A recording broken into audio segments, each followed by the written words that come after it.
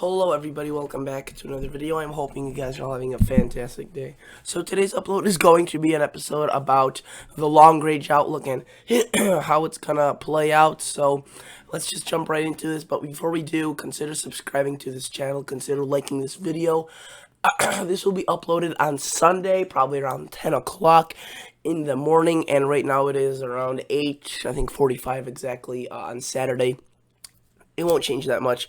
The only thing I wanted to, well, at this point it doesn't matter, but we're expecting some heavy rain here in Chicago, Northern Illinois, Wisconsin, and Iowa. So if you live in those locations at this point, 10 o'clock in the morning, you probably already received your rain. But consider subscribing to this channel, consider liking this video. It means a lot. I read all your comments.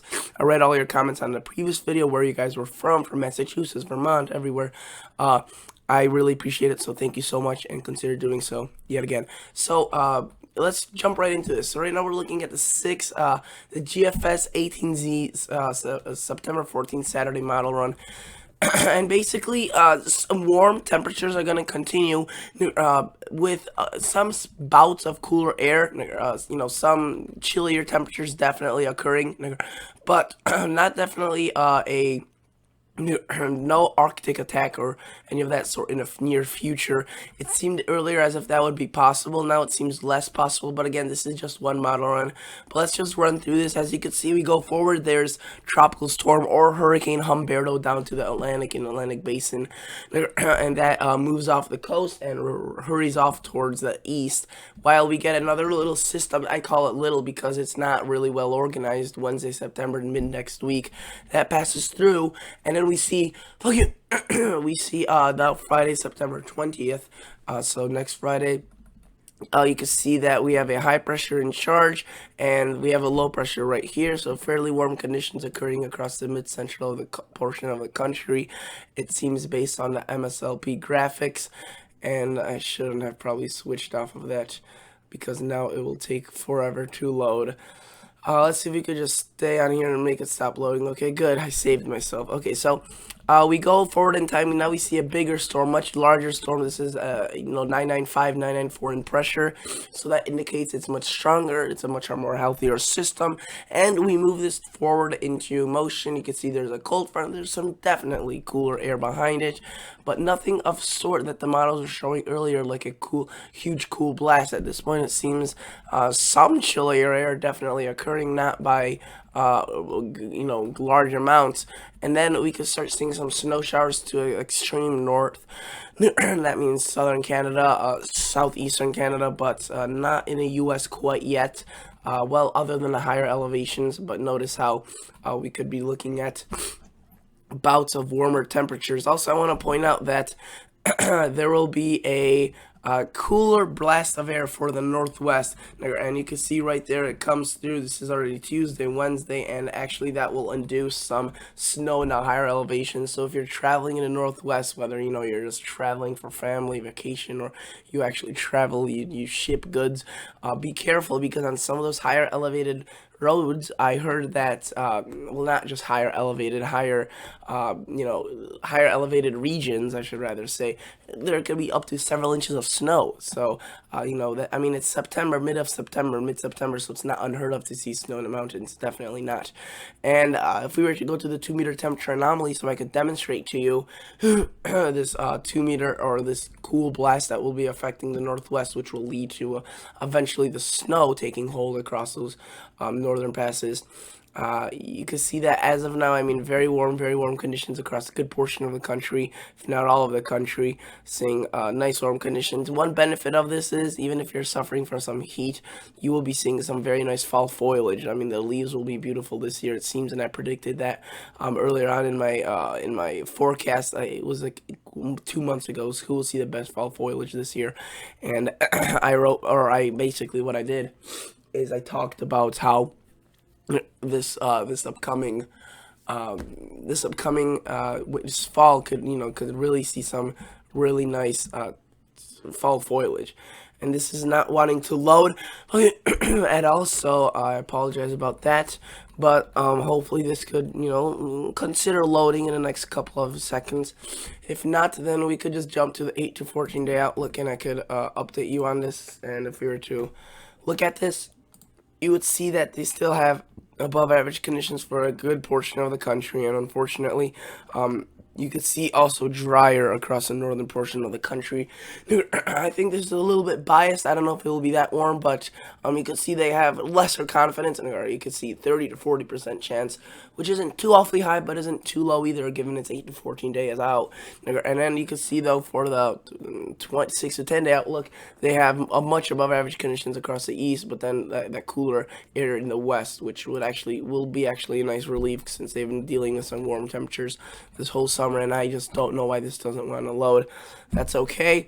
We could go to the 3 to 4 week outlook and see what they're showing. Let's go to the 3 to 4 week outlook. And it's valid September 28th through the 11th of October. You can see they're showing some cooler temperatures, not much, and then much drier conditions. I found that these temperature outlooks aren't really too good. You can see this was their official September outlook, and I don't know if that's really coming true at all. We'll have to see, but it doesn't seem too probable at. So I finally got this to load on this genius computer of mine. Very slow computer. I definitely need a new one. But you can see that the European model right now is showing similar thing with the GFS is. It's a zonal flow. We're seeing the jet stream running from west to east, and that is a horrible arrow. But also this brings in warmer temperatures towards the southern half and even towards the north. Really, these low pressures or these high pressures can't even make their way down into the south with the chilly air, since it's just blocking their way absolutely. And if you go to the 24 hours out, you can see it gets into more of a ridging pattern, which would be more inducive for warm air. Right there, you could see that would be. This jet stream would take a shape like this, and that makes all sense because the northwest would see cooler temperatures right here, and in here it would see warmer temperatures, the mid portion of the country. Here maybe some slightly cooler as well. As I showed you in the 6 to 10 day outlook, the west is supposed to see some cooler temperatures, so that definitely adds up. So the European is fairly good. It's always been a good model. Let's go to the 96 hour. You can see it's still there, but then it starts breaking down, and maybe more a little bit of a negative tilted pattern, which would allow for some cooler air. If we go to the GEFS ensembles, which is a bunch of GFS models stuck together, and they're basically showing what's going on. You can see that they're showing some signs of a trough maybe towards the end, but generally if I were to show you the 2-minute temperature anomaly, they're still showing these warmer conditions, which is I don't know, possible, but maybe not. It seems more and more possible that we'll be looking at some warmer temperatures for the end of September rather than previously thought cooler temperatures. But you can see right there a little bit of cooler air possibly getting in. That's all has to be sorted out still. Let's go to the climate. Let's just go to the CFS weekly, and this is basically a long range model that goes out even several months out. But I really don't like to use this at all because it's just such usually it's not right at all. But I mean, we could if you really, if I really just wanted to demonstrate to you. But right now it's showing warmer temperatures, which is quite accurate. But then notice how this is from the 5th to the 12th, starts showing some cooler temperatures, even more cooler temperatures. There's a trough right there. We'll see about that. We don't know yet. We may not. Again, this is all still, still yet to be sorted out. If we go to a couple of previous model runs like the 6Z GFS model run, you can see that they were showing more of these cooler temperatures coming into the United States, like the 540 line. You can see, if I were to show you this right there, 540 line, which is a freezing line, getting down pretty far south, and this is just today's model run, but early on in the day. So we'll see, the model runs are showing still some signs of some chill, but maybe not as consistently as they have been, is a good word to put it. Also, in terms of the storm system and the activeness of this pattern, it seems pretty active, and I apologize again about the constant loading of this page. It's the problem with the Wi-Fi, the computer, and it's just all over the place. I apologize, but that's what you have to work with as of now. When you don't have the right ingredients to work with, you gotta work with what you have. So you can see right here, again, this is not loading, it's making my blood boil, but you can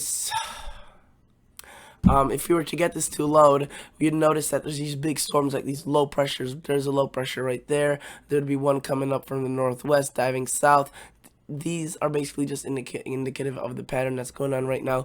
A very stormy, active pattern. You can see there's a big one right there.